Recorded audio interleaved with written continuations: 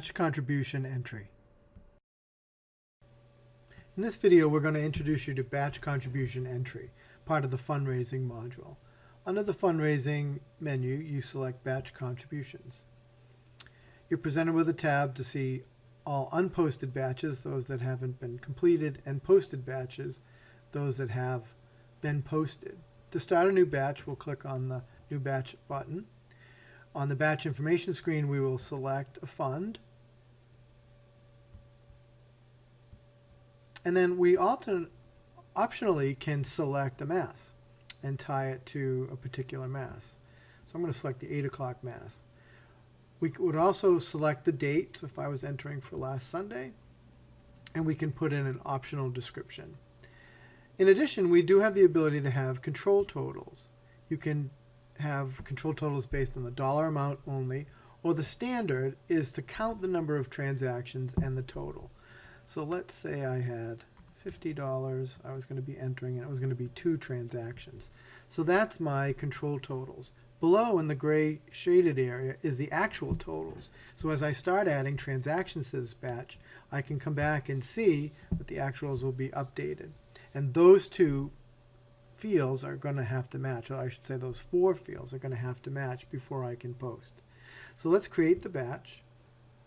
And now we can go in to contributions and begin entering based on a budget number. I can actually start typing in a budget number if I knew a budget number, or by name.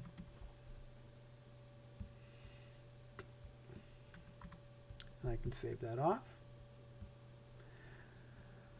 I can also, so there's a budget number. I can also just, if I see the family that I would like, I can simply tab and tab again to do a quick entry after hitting enter. Batch information, we can see now that our control totals do match. So I can actually come over here and post this batch. It'll show me the totals again, and then I can click post, and now these transactions have been committed to the families.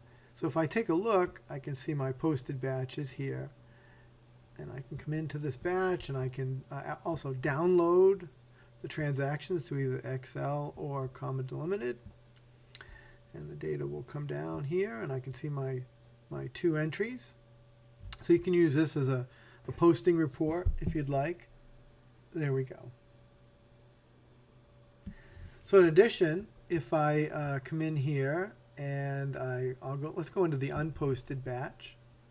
I can actually enter more contributions. You can see I'm expecting $6,000 in this batch. Let's cut this down to 1,000, and we'll say it's going to be 5.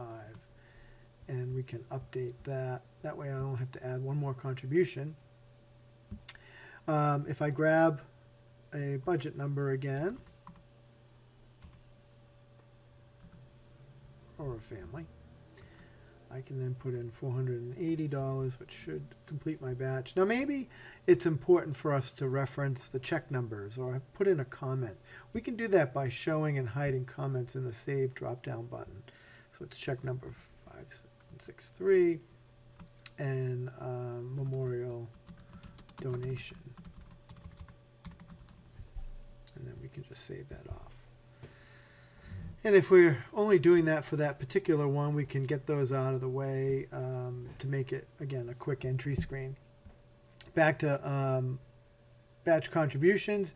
You can see if my control total was wrong. I want to show you what happens. If I save this off and I go to post, it will not allow me to post. Notice it says OK. You'll notice on the batch pre-check that I have 5 contribution transactions in there, and I only was expecting 4. So I have a variance of 1.